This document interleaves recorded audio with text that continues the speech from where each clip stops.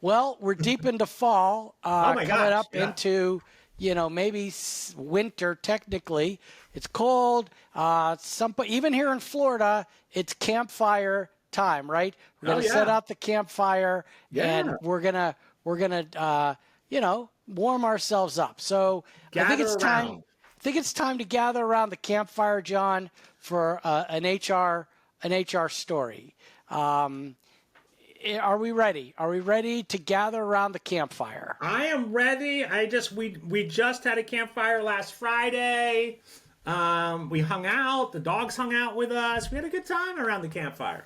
Well, today's HR campfire, you and I are going to delve into a real world ADA, Americans with Disability Act case that HR folks are going to want to hear because it deals with mold, remote work, medical documentation, essential functions, and stepping back strategically before granting these accommodations. And this is the very real story of Lanetra. I think I'm saying her name right.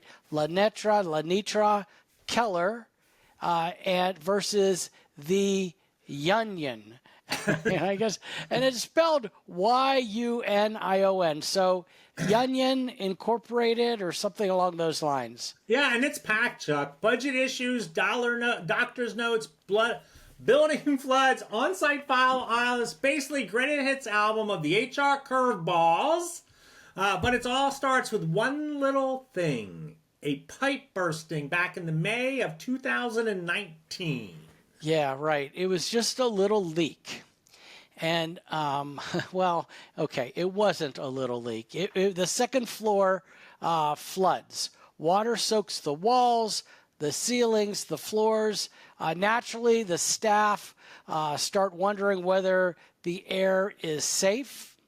So Nicole Wilson, who's the executive director out there, tries to reassure everyone. And now this is in, I think, Detroit. Okay. Detroit, Michigan. If it was Florida, might be a little bit of a different story. Might be a little more intense. But we're up north. We're in Detroit, and so Nicole says, "Hey, look, I want to reassure everyone. The environmental team says it's safe.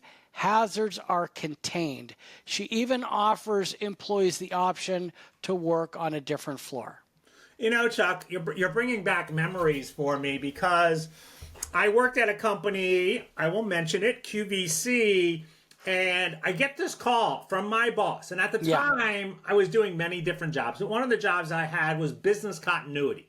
And he calls me, he's in the middle of the studio, goes, "John, we have a flood coming in," right? So it had poured rain that day, and there was a backup in the drainage from the roof, and it was going into the studio. We literally ended up having 2 to 3 inches of water in the studio. And so it was terrible. And so we had to close the studio down. We had to work around it. And we ended up having the same concerns, right? That same concerns were coming up. And what we did is we had our environmental specialist would come in and measure for mold twice a day. Well, in the beginning, it was, I think, like 3 or 4 times a day. And then as the time went on, it got less and less. But we had these gigantic dehumidifiers all around the studio, just kind of soaking that wetness out and trying to get it out. So I love this story because it kind of relates back to that time in there. And the same thing happened here where Lanitra Keller, she wasn't convinced. We had employees that are like, not convinced. No, I don't believe you. So she emails, reply all, of course, right? Saying air purifiers usually mean mold or asbestos. She sees water spots returning in the ceiling. She says she got headaches, sinus issues, sore throat, and she believes the building is to blame. Yeah. So here's where the HR moment begins. She tells management that she plans to work from home for the day. And Eric Reed, who's the director of operations, reminds her, if you're going to work home longer, than 3 days for medical reasons, we need a doctor's note. And then she gets one. Well, kind of, sort of, right? The first doctor note said mold is a trigger and she should avoid mold exposure, but it doesn't say she can't work in the building.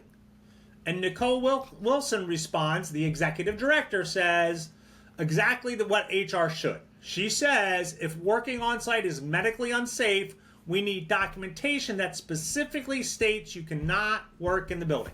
Yeah, and this is stuff I get all the time here in Florida. Oh, my office has mold. Oh, our spa, it has mold. Our this has mold. It's not healthy. Okay. And a lot of times HR folks just don't know where to go. So this is a great story for HR folks, small business owners, to understand what's going on. Yeah. So, yes, we're asking in HR, and Nicole Wilson is asking here documentation.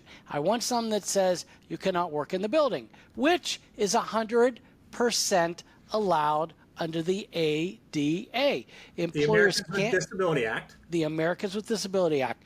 Employers can request medical documentation to confirm the medical necessity of an accommodation, and this is where Keller gets a second note. But the doctor only says she would recommend that Lenitra Keller work off-site. Yeah, and would recommend is so different than medical necessary. And the court caught that. So did Wilson. But here's where the union, the company, went above and beyond. They allowed her to work remote anyway. They shifted her to part-time temporarily so she could cover the critical on-site duties. So someone else could cover the critical on-site duties. Yeah, exactly. So they move her to part-time, and they say, you know what, you can work from home temporarily.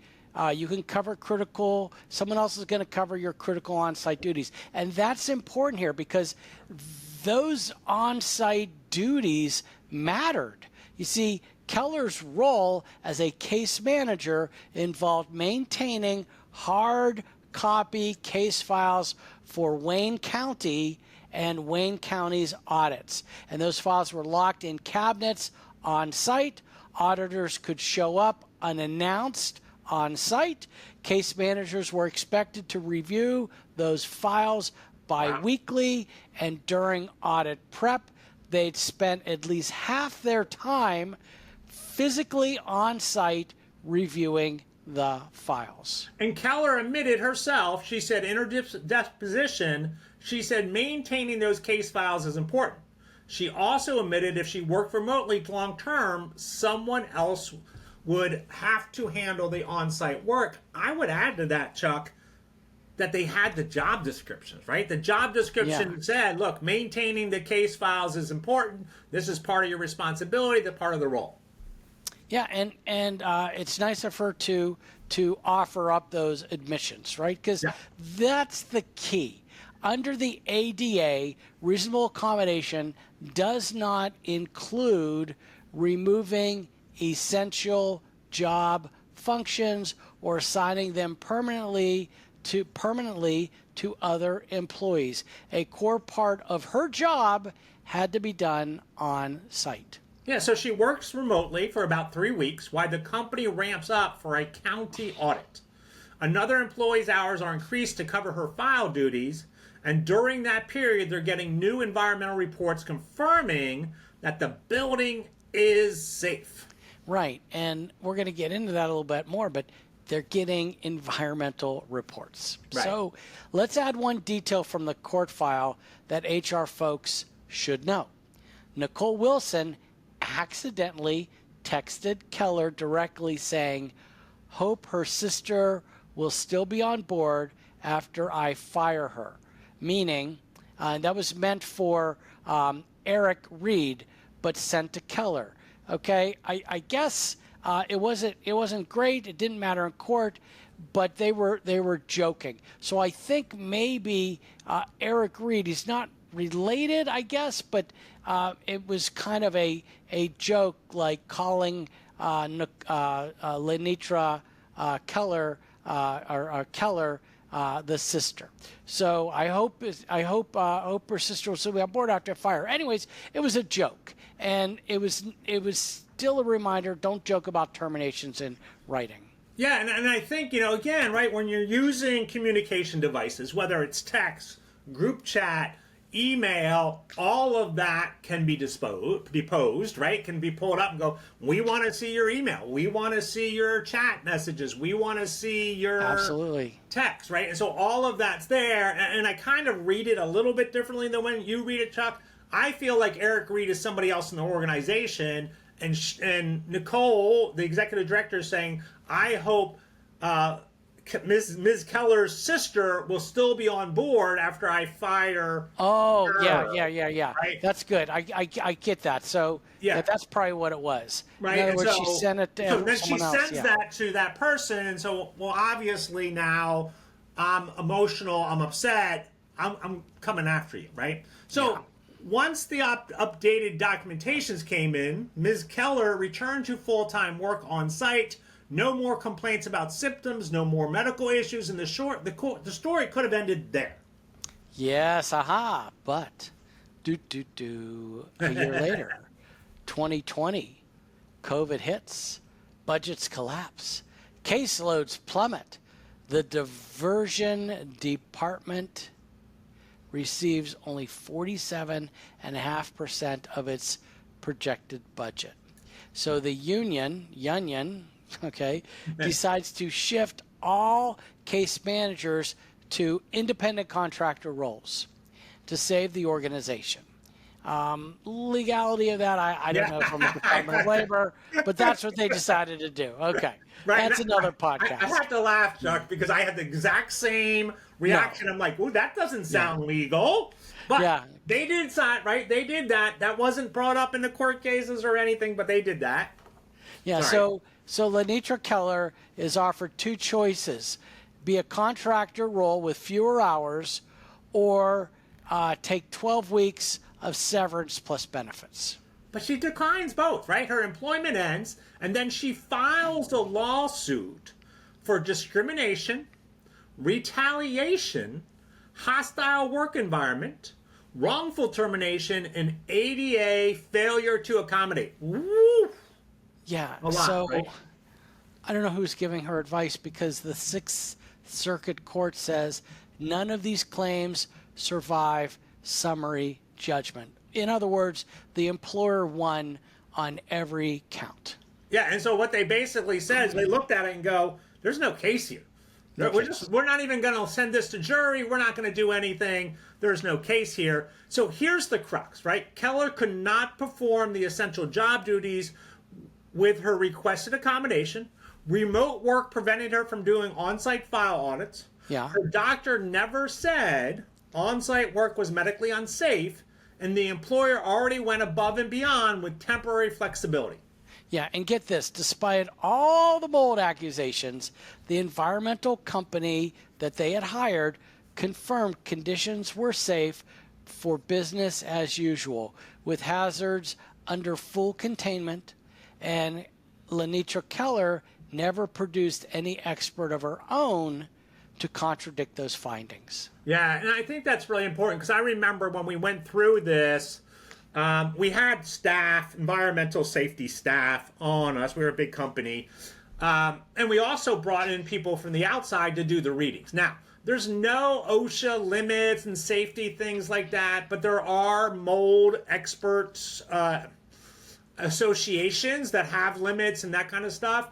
And we were able, for the most part, to keep that mold at below expected levels. And people would come in and like, well, there's mold spores. And we're like, yes, but there's less mold spores in this building than there are outside. Right? And I remember having those conversations so many times with our environmental. She's like, John, it's right. And I'm like, I get it. This is what people are saying. I'm just relaying that. We need to communicate really well with them there. And so just kind of getting here. So going back to this case, the court emphasized, right, define essential functions clearly, right? Yes. And so this company had defined what those essentials functions were clear, and they did that through the job descriptions, right? So one of the things that I always suggest my clients, and I always suggest people in my workshops, you should be updating your job descriptions once a year, right? Understanding what are the essential functions, if they shift, if they change, always doing that. Request medical necessity, not a preference, right? And so, Yes. right, and say, look, this is medically necessary for this person, right? And so again, getting that is, as you said earlier, it's completely okay with the ADA, right? Completely okay. And I love that they did the temporary flexibility, right? That was a good faith interactive process. Good faith. You got to love good faith. Yeah, and so interactive process for those individuals that are just joining us is that process where you and the employee and maybe the manager, if you're in HR, sit down and go, how can we accommodate this, right? If this falls under ADA, how do we accommodate it? And so they did not have to, but they're like, all right, well, we're going to allow you to work from home for 3 weeks so we can make sure, double check, triple check that the building is safe. But after that 3 weeks, we need you back in. You don't have to eliminate or reassign essential functions. So the court says, look, you don't have to do that. It's an essential function for that role. If that person can't do it, they're no longer qualified to do the job.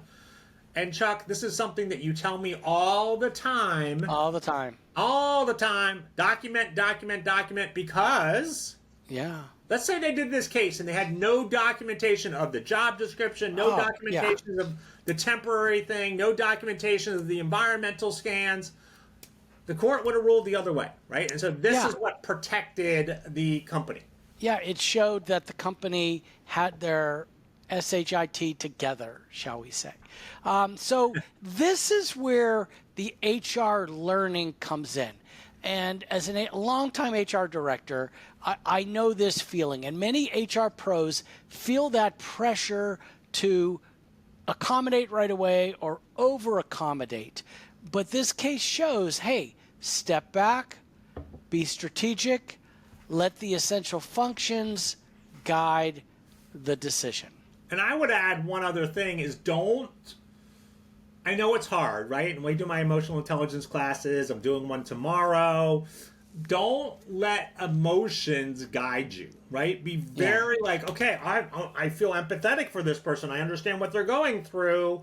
You need to come back and go, what does the black and white paper say? Let's guide that, use that in there as well. Yeah. All right, so Chuck, we thought we'd do a little something different here, a little Q&A discussion segment. Yeah. And so really just a conversation around some questions. And so let's get into this. So are you ready? Yeah, all right. I'm ready. All right. I'm ready. So, all right, Chuck, that was a lot. It was good. I love it. I think it was a really good story. And HR people are listening and are probably thinking, what was I thinking halfway through same thing I was thinking, halfway through the case. Hold on. Were they supposed to clean up the mold more? Did they even test the building? Yeah, so I love this part because the answer is yes. And the court records prove it. Let's take a look at what they did. Pipe bursts in May of 2019. They bring in a professional environmental remediation company. Professional group. They didn't just bring in some guy, the janitor or whatever, clean it up. Professional group documenting what they're doing. That company declares the building safe for business as usual. Hazards are under full containment. Nicole Wilson, that I think she's the ops director, right. She emails the findings to the staff, and she even offered alternative workspace on another floor. They basically did everything that HR should and is supposed to do. Yeah, and I love this, and I think about my experience.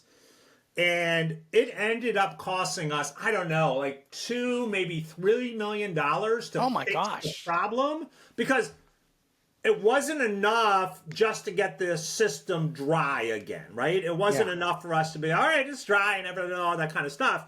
We had to fix the problem of why was water coming down at such a rate that it was getting into our studios, right? And so there was something backing up and all that kind of stuff. So we literally had these trenches dug and all this piping come in. And it was like a 3-month project to get it all done. And so I can see the small business owner going, well, you know what? It's going to cost me $50,000. I'm not going to clean that up. Yeah. I'm going to tell you, you need to clean it up the best that you can, right? And so kind of looking at that and kind of doing that becomes important. And so what HR should do, right? What companies should do really is fix the hazard, right? Stop the leak, clean up the mold, the wet, the moisture, get all that done, test the space, right? And so you can test it yourselves if you have the proper staff, but it's really better to have a third party come in and go, yep, this place is clear. You can have that in there and then communicate. That's huge here.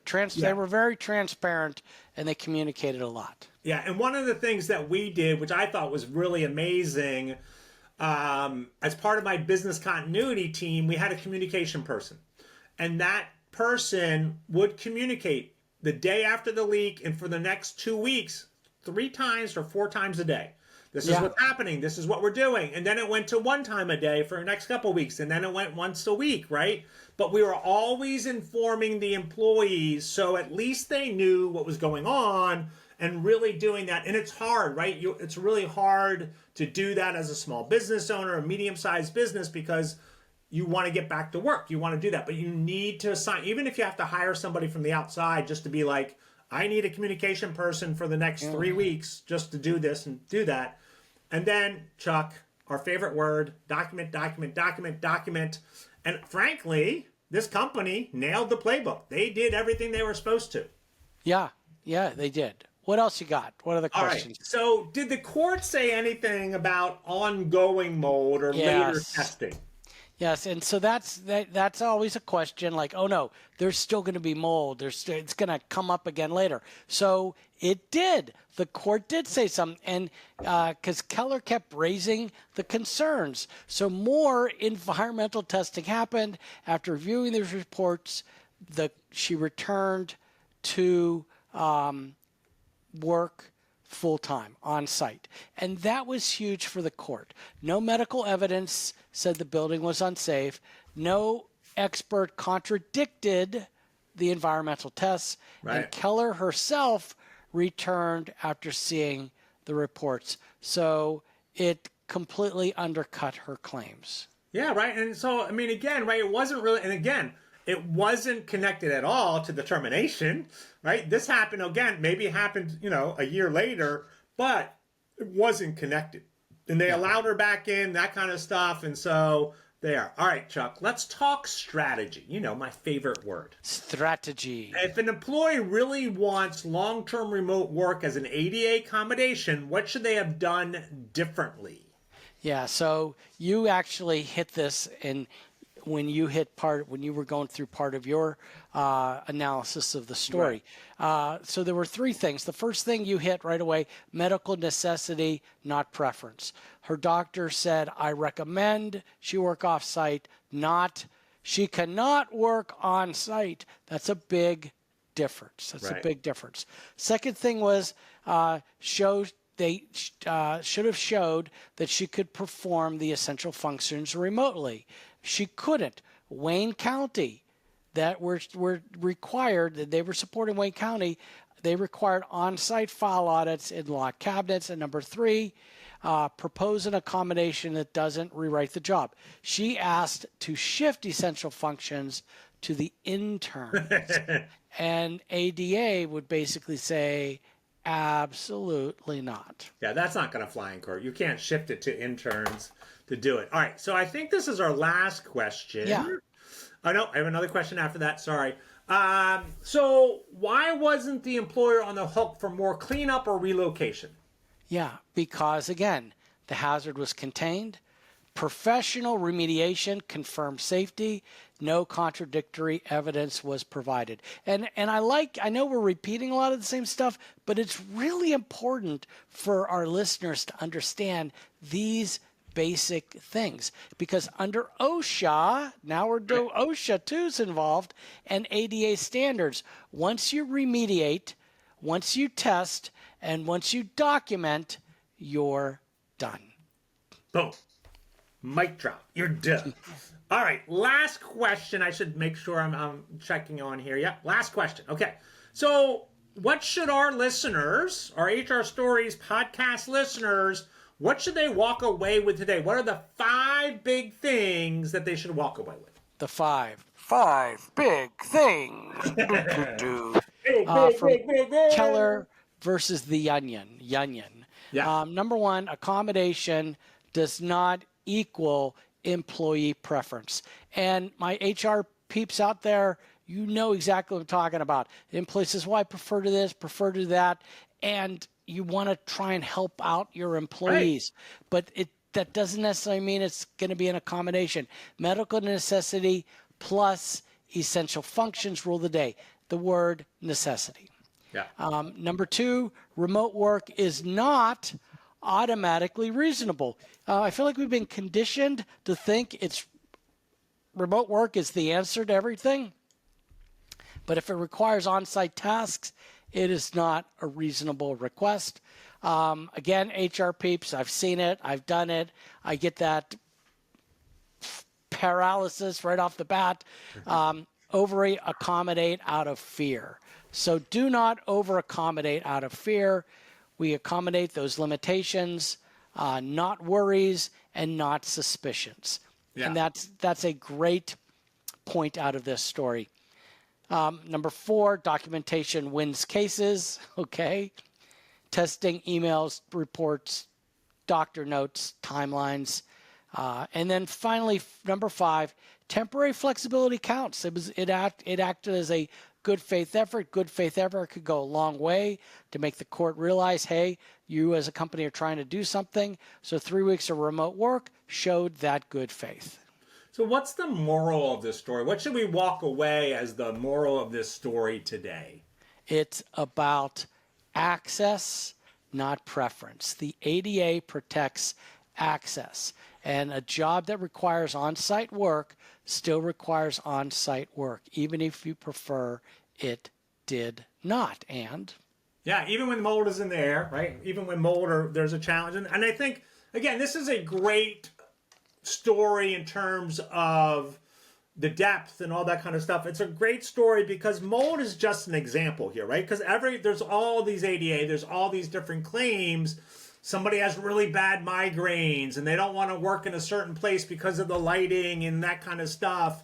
Again, if that's the only place they can work, I worked in a QA lab, right? I worked in a QA lab for a little bit and it was a lab and I was shut in there. I couldn't do my work anywhere else. I had to be in the lab, right? Because I had all the equipment, all the tools and all that kind of stuff. And if one of the lighting things was causing me migraines, then we could have looked at what would be an accommodation, but I couldn't go work from home. It would just not be the essential things of my job. And so I think understanding like what is necessary versus what is a preference is such a great kind of reminder for all of us to take our time, look at it. Hey, you know what? I want to throw out a resource here for everyone. Of course. Okay. Are you ready? I'm ready. All right. There's a great website called askjan.org. I think it is .org. It's a great resource. Yeah, it's a great resource, especially when it comes to the ADA. So JAN stands for Job Accommodation Network. They have a whole section for employers. They have a section called A to Z. They have different types of disabilities and how can we accommodate them in the workplace. And so it's a great place to start to kind of somebody comes in and you go, all right, well, let's go look and see what we can do and what we can't do and how that's going to work out. I would also go to the healthcare provider and get information there as well. So. Yeah, and the Ultimate Guide to HR, which is our new book. Actually, it's not new anymore. It's been out there. It's a bestseller. Year old, Chuck. You got to go to ultimateguidetohr.com or go to Amazon and search Ultimate Guide to HR Checklist Edition. Folks, you've been listening to the HR Stories podcast, where there's a lesson in every story. Thanks for joining us. We'll see you next week.